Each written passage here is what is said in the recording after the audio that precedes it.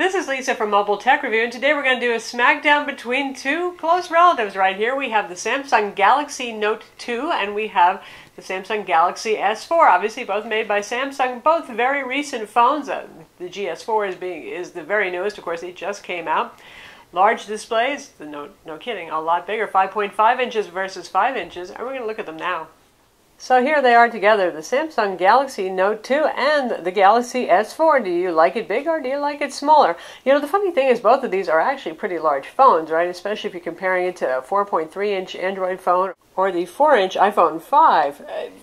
But still, Samsung manages to pack a lot into a fairly small package. The Galaxy S4 is not a huge phone in my hand, as you can see here. But still, 5 inches on the Galaxy S4, 5.5 inches on the Note 2. That's the first important point with these guys here. Do you want the biggest screen you can possibly have? Maybe you don't even use this a lot for phone calls, but it's like your pocket tablet, that kind of thing.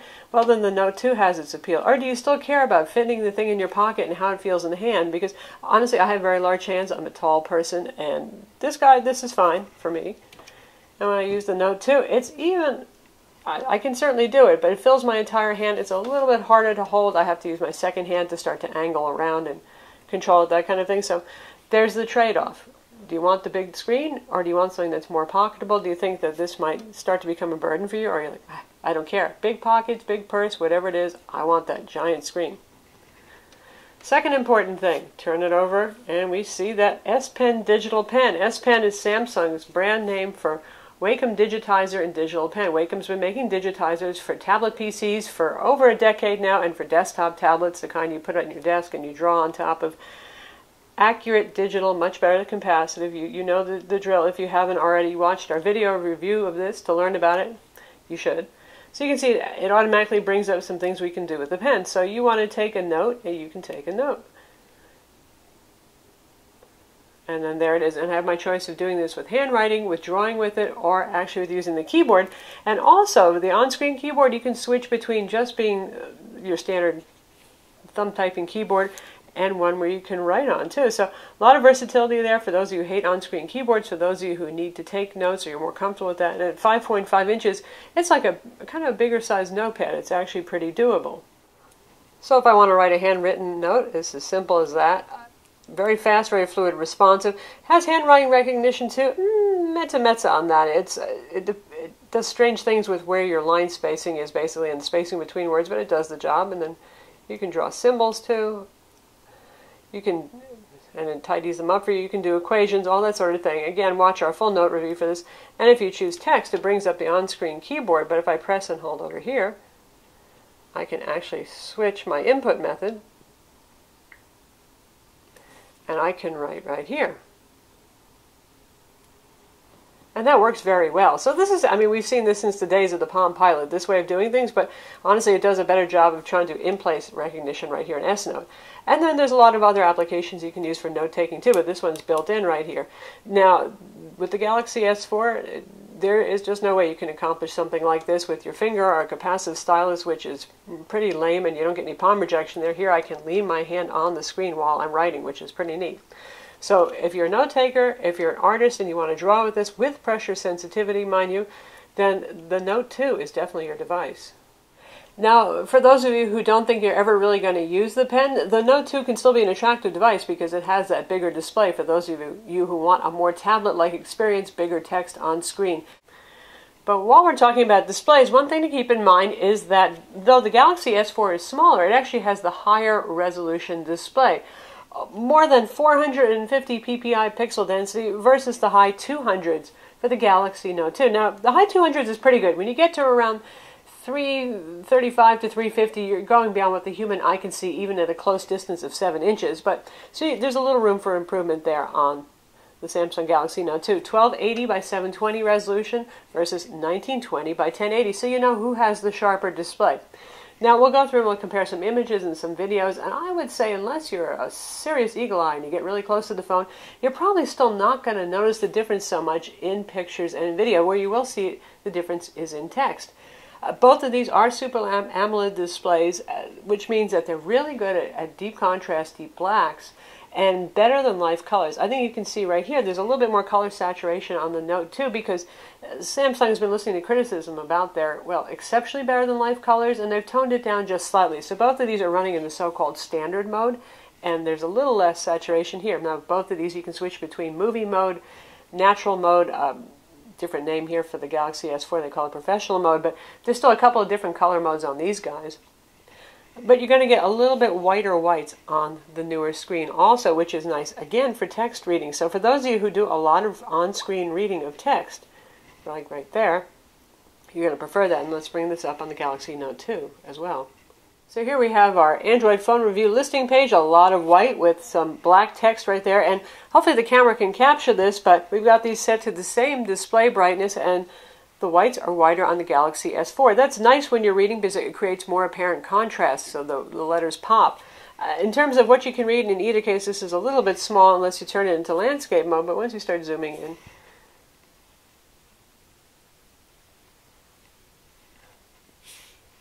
and there's our text. And really easier to read here, though, you know, you do get bigger text here by default, so that's a little bit easier on the eyes. So there's a little bit of a trade-off there, but of course with most any application, you can zoom or change your font size, say, or you were in the Kindle application, you can choose your font size to adjust it to what feels good to you. Now if we switch over to viewing photos, you're going to see, now it gets to be a whole lot closer. So here we are looking at the same photo, a picture I took of a Gerber daisy. And, you know, they look remarkably similar, don't they, even despite the difference in resolution and pixel density there.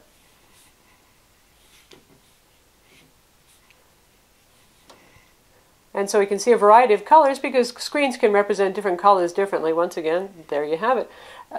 Certainly, I'm not going to complain about either of these screens. Really nice looking. We'll zoom into the detail right there.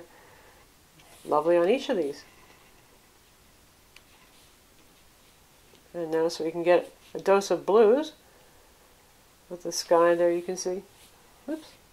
There goes my motion detection on the Galaxy S4, seeing my hand and changing. Very similar there. And both very, very sharp. So you're just not going to go wrong with either of these.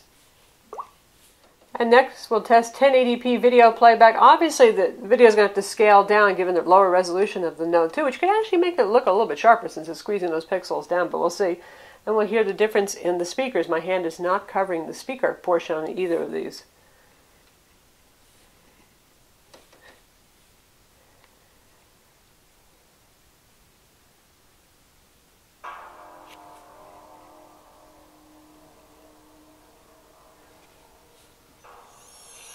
We're talking about huge potential for millions of people. Pretty good speaker there on the Galaxy Note 2 because, well, it's bigger. You can have a bigger speaker.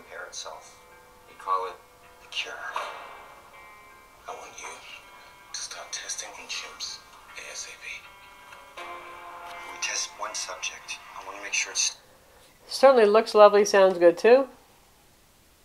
Let's try it on our Galaxy S4 now and make sure we're at the same volume level.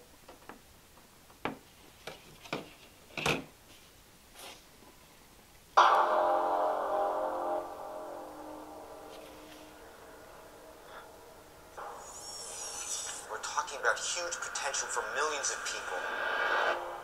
Our therapy enables the brain to repair itself. We call it the cure. Speaker sounds almost as good, not quite as loud, but nice and clear. We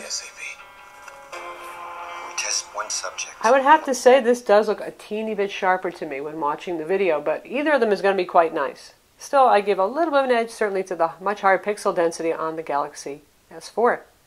Now, in terms of the version of Android these are running, they're both running Jelly Bean, slightly newer on the Galaxy S4. In fact, it's the newest available, 4.2.2 versus 4.1.2 on the Galaxy Note 2. At some point, it probably will get updated as well.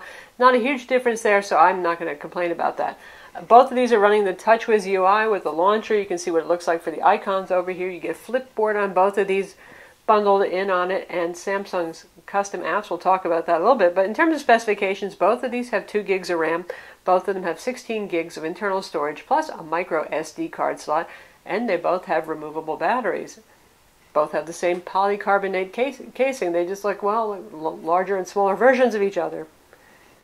In terms of speed tests, the Galaxy S4, we have the Qualcomm Snapdragon 600 with Adreno 320 graphics, that's what we get in the US. We don't get the Exynos Octa CPU in ours, but still, it's a very, very fast phone. It and the HTC One are just the fastest phones right now available in the US, where higher numbers are better for all of these benchmarks except for Sunspider. On the Samsung Galaxy S4, we scored quadrant 12,276, which is just about twice as much as the 6860 that the Galaxy Note 2 scored. For Antutu, it's a little closer. 24,776 on the Galaxy S4 versus 17,356 on the Note 2. For GL Benchmark 2.7 using the eChip 2.5 HD test, 41 frames per second on and off screen for the Samsung Galaxy S4. Awesome number versus 17 frames per second on the Galaxy Note 2. Lastly, Sunspider score, and that's where lower numbers are better. Sunspider score of 826 on the Galaxy S4 versus 1052 on the Note 2. So you know who's the faster device. Now, honestly, those are all really excellent numbers on both of these devices. The Galaxy Note 2 is still one of the faster phones that's available running Android right now. 9 months from now, it might not seem like that, but there's a point where there's more speed than you need. Unless you spend your day running benchmarks, which are often more demanding than even some of today's 3D games, you're doing fine. Both of these guys run Real Racing 3, A Bard's Tale, all the latest popular difficult games perfectly well. Shadowgun, good stuff here. So yes, this is probably more future-proof, and if you feel good about specs, some people I know it's really important they get fast numbers on their device. Samsung Galaxy S4 would have its appeal, but I wouldn't get too hung up on that. Both of these guys have very good viewing angles. Again, it's a similar screen technology on these. Neither of these is wildly viewable outdoors, but the Samsung Galaxy S4 shows some improvement for Super AMOLED displays, given that they generally are not so viewable outdoors. It's more viewable than any that we've seen so far. Still not going to beat some LCD and IPS displays for outdoor viewability, but a little bit of an advantage, not a huge amount. They both have dual-band Wi-Fi, 802.11bgn. The Galaxy S4 adds AC, for those of you who care about that. Probably not too many of you right now. Bluetooth 4.0, NFC, a GPS with GLONASS. All the other bells and whistles are pretty much the same right here. The Galaxy S4 gets more software. We're going to take a look at that in a minute, and that could be a good or bad thing, depending on how you look at it. But let's look at the devices and look at them all around and compare them. In terms of thickness, Galaxy S4 is a little bit thinner. These are both very thin devices. Now, one thing that I really like about the Galaxy S4 versus the S3 or even the Note 2, the Note 2 has a very curved side. It might feel nice in the hand, you know, and it gives it that organic look that Samsung was going for. But you can see how the edge is straightened up here on the Galaxy S4. Wildly wonderful improvement because you can pick it up without dropping it so easily and hold it in your hand. You've actually got something to grab on where your finger isn't just going to go sliding off. So I actually give a vote for this in terms of holding on to it. Now once you put your super ultra grippy cases on these guys, well, it becomes less of an issue. Both available in white as an option, a slight different tone, a little bit warmer on the Galaxy Note. Both pick up some fingerprints eventually, as you can see with white, but it's not too bad. They look almost identical, right down to the speaker placement being at the bottom. If I can get my hand out of the way, you can see that. Camera module, similar design, sticks up a little bit on both of these guys. Slightly different flash placement, doesn't really matter very much. Both of them have their headphone jack up top. Their micro USB ports are on the bottom. Their volume controls are on the side. Very consistent design, in other words. And our power button is on the other side for the phone. So there it is. Micro SD card slot is underneath the back cover on both of these. Both of these you can open up, which is becoming an increasing rarity these days. For the Galaxy S4, you just grab it right here. Much the same as for the Note. Both of these have paper-thin plasticky bags. There's our removable battery, 2600 milliamps, pretty big for a 5-inch phone right there. Micro SD card slot, compatible with SDXC cards, and there's our SIM card slot right there. And we'll undress our Note 2 now. Same deal, you pull it from the same place, yank it off, another thin cover. 3100 milliamp battery. A bigger phone allows for a bigger battery, so gets into the point of battery life. The Galaxy S4 lasts just fine through the day with me with moderate to even heavy use. This guy can actually go through the day and make it to the next morning. That big battery really does help. Our micro SDXC card slot and our SIM card slot. Same layout as on the Galaxy S4. If white's not your thing, both of these are available in a, shall we say, dark color. Because in the case of the Galaxy Note 2, you can get it with gray, and it's a striated gray plastic. I don't know if it's supposed to be faux aluminum or what. It's not very convincing as that, but it's a dark gray and incredibly shiny. With the Galaxy S4, you can get it in black, but it's like a mirrored sunglass finish, very chromed and very reflective. So those are your options there if you don't like white. Once upon a time, we thought the Samsung Galaxy Note 2 was kind of hyper-loaded with software. Well, the Galaxy S4 makes it look almost vanilla and plain. You get the same TouchWiz stuff, you get your TouchWiz widgets, all that kind of thing. And you can see it's responsive enough. It's really not suffering from any lag, but for example, we have this guy right here, and this is your quick way to multitask. And it's also a handy quick launcher, so say we want to run the video player. Toss that there. Say we want to have Twitter going at the same time. We drag this over, we put it here. Given the large size of the screen, I find this is a better fit for the Note 2 and for Samsung's Galaxy tablets, honestly, versus even the 5-inch display. But I'll show you how that looks. So one feature right there it is. And if we swipe here, that was a multi-window feature, as you can see. And we've got a quick access to all of our widgets. And we've got Samsung's DLNA, all cache sharing, all their little goodies like that are bundled on board. Well, if you take a look at the Galaxy S4, we have the same thing going on with our little friend right here. So let's go with Gallery. Throw that out there. And let's go with the Internet web browser this time. So you can still do that. On both of these, you can have floating video. You can have it floating anywhere you want and make it resizable. So if you want to have a little video playing while you're looking at a web page or something like that, you can do that. Again, with the screen this size, this can sometimes be useful. I can see that some folks might want it, but even bigger, even better there. And if we take a look at all the little icons that are going on here, that's because we have things like, well, let's use the web browser. We have our motion scrolling right here. You can wave at the Note 2 until you turn blue. It doesn't care. Doesn't do anything at all, but with the Samsung Galaxy S4, there's this option. You can turn this off if you want. There's also a hover function where if you hold your finger over something, it will blossom and enlarge to show you. Now, it depends on the application. Not all applications are supported with that.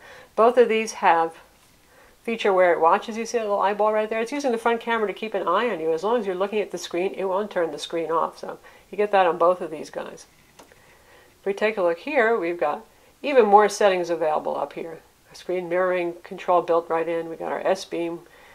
Air view is what we just saw, what I just talked about, where you hover over something. Air gesture is for moving your hand. Smart scrolling, yet another feature. It doesn't work real well. I killed it pretty much instantly, but it tries to track your eyeballs and scroll the page for you. Again, in compatible application like the stock web browser, it'll do that. And then we have access to even more. So you can look like the cockpit of a jet fighter if you want right there. So lots more software going on here. Some of it cool, some of it futuristic, some of it you're probably going to turn off right away. One thing that is nice is you get the AV remote control here with the TV guide, and that's a nice feature to have for those of you who want to control your home theater gear. That means your cable box, your TV, your AV receiver, and it's got a TV guide built in that's pretty darn good too. The Note doesn't have that. Poor Note 2. It wasn't quite new enough to get that feature. And again, the Note 2 knows when you're hovering the digital pen over it, so that idea actually came from the Note 2. Here, because it doesn't work with the pen, it knows when you're holding your finger above but not touching the screen. So it's kind of interesting, it's kind of cool. There it is. There's your Air View feature right there. Now, last big difference is the camera. 8 megapixel camera with an LED flash backside illuminated sensor on our big friend, the Note 2. This guy goes up to 13 megapixels, backside illuminated sensor again, and LED flash as well. You know who's going to take the better pictures. Now, more megapixels aren't always better, but when it comes from the same manufacturer and they're upping their quality on their existing products, generally you are going to see an improvement, and this guy does have better camera.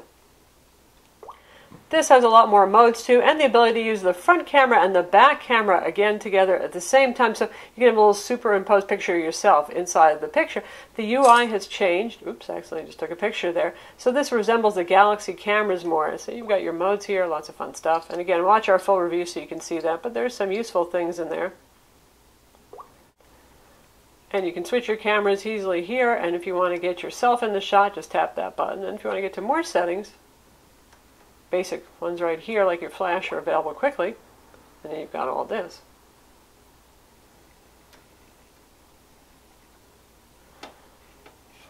Now with the Note 2, things are a little bit calmer in picture land.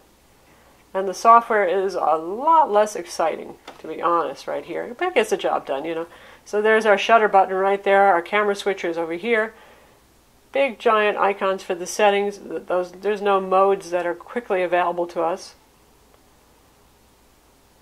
We tap over here to bring up those modes. And we have some of the same things. We have single shot, best photo, best face, face detection, HDR mode. With one more tap away, and you get to additional settings by tapping over here.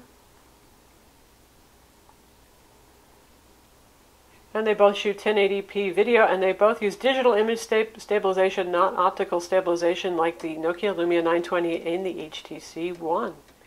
So that's the Samsung Galaxy Note 2 versus the Samsung Galaxy S4. Both really fine phones, and as you can see, it comes down to your tolerance for a big phone, you know, the size preference you have versus, well, I love big displays, and that digital pen that's in the Note 2.